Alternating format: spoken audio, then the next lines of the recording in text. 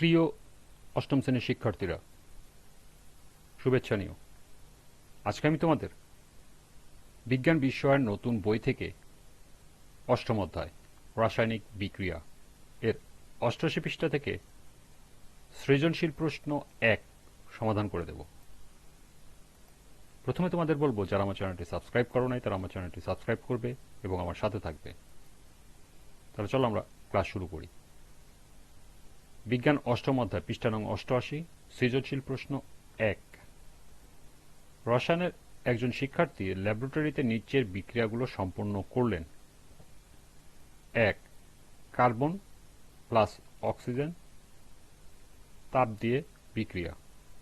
২. চুনাপাথরে তাপ দিয়ে বিক্রিয়া। ৩. হাইড্রোজেন এবং অক্সিজেনের বিক্রিয়া। এবং ৪ নম্বর হলো জিঙ্ক ও সালফিউরিক অ্যাসিডের বিক্রিয়া। প্রথম প্রশ্ন, তড়িৎ বিশ্লেষ্য কাকে বলে? দ্বিতীয় প্রশ্ন, NH4 একটি যৌগমূলক, ব্যাখ্যা করো।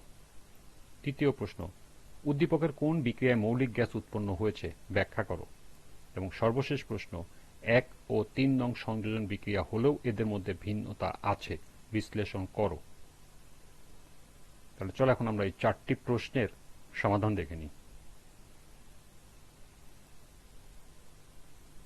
প্রথম প্রশ্ন ছিল তড়িৎ বিশ্লেষ্য কাকে বলে?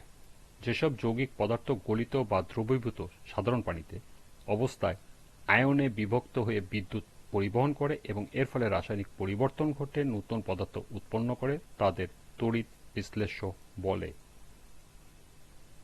দ্বিতীয় প্রশ্ন, NH4 একটি যৌগমূলক, ব্যাখ্যা করো। NH4+ কে অ্যামোনিয়াম আয়ন বলা হয়।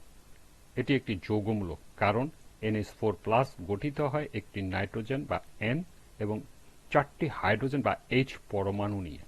এই পরমাণুগুলো পরস্পরের সাথে যুক্ত হয়ে একটি গুচ্ছ তৈরি করে।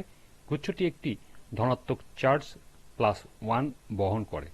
রাসায়নিক বিক্রিয়ায় এটি একক কণার মতো অংশগ্রহণ করে, তাই একাধিক পরমাণু থাকা সত্ত্বেও একক আয়নের মতো আচরণ করায় NH4+ কে একটি যৌগমূলক বলা হয়। তৃতীয় প্রশ্ন, উদ্দীপকের কোন বিক্রিয়ায় মৌলিক গ্যাস উৎপন্ন হয়েছে, ব্যাখ্যা করো।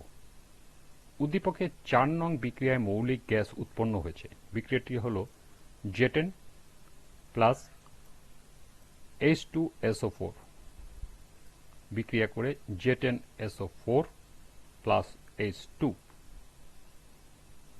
জেটেন হলো জিঙ্ক, H2SO4 হলো সালফিউরিক অ্যাসিড, বিক্রিয়া করে জেটেন SO4 জিঙ্ক সালফেট এবং H2 মানে হাইড্রোজেন।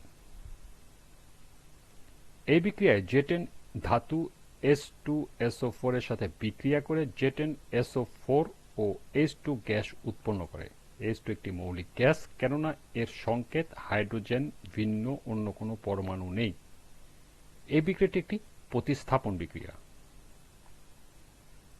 ৪ নং বিক্রিয়া থেকে দেখা যায় জিঙ্ক ও সালফিউরিক অ্যাসিডের হাইড্রোজেনকে প্রতিস্থাপন করে জিঙ্ক সালফেট উৎপন্ন করে। যে রাসায়নিক বিক্রিয়ায় একটি মৌল কোনো যৌগ থেকে অপর একটি মৌলকে প্রতিস্থাপন করে বা সরিয়ে নিজের জায়গা দখল করে তাকে প্রতিস্থাপন বিক্রিয়া বলে। সুতরাং বলা যায় ৪ নং বিক্রিয়াটি একটি প্রতিস্থাপন বিক্রিয়া এবং এই বিক্রিয়াটি থেকেই মৌলিক গ্যাস উৎপন্ন হয়েছে। সর্বশেষ প্রশ্ন ছিল ১ ও ৩ নং সংযোজন বিক্রিয়া হলেও এদের মধ্যে ভিন্নতা আছে, বিশ্লেষণ করো। উদ্দীপকের ১ ও ৩ নং বিক্রিয়া দুটি একই ধরনের অর্থাৎ সংযোজন বিক্রিয়া হলেও বৈশিষ্ট্যগত পার্থক্যের কারণে এদের মধ্যে ভিন্নতা আছে। যে রাসায়নিক বিক্রিয়ায় ২ বা ততোধিক মৌলিক বা যৌগিক পদার্থ পরস্পর বিক্রিয়া করে একটিমাত্র যৌগ উৎপন্ন করে তাকে সংযোজন বিক্রিয়া বলে। ১ নং ও ৩ নং বিক্রিয়ায় শুধু মৌলিক পদার্থ যুক্ত হয়ে একটি যৌগ গঠন করায় এ দুটি বিক্রিয়াকে সংযোজন বিক্রিয়া বলা হয়।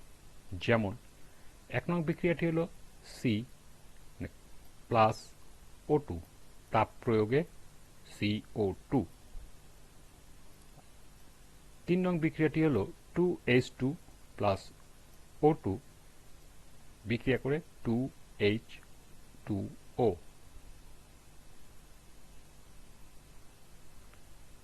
এখানে 1 নং বিক্রিয়ায় কার্বন ডাই অক্সাইড গ্যাস উৎপন্ন হয় আর 3 নং বিক্রিয়ায় পানি উৎপন্ন হয়। আবার 1 নং বিক্রিয়ায় তাপের প্রভাবে সংঘটিত হয় আর 3 নং বিক্রিয়ায় বিদ্যুতের প্রভাবে সংঘটিত হয়।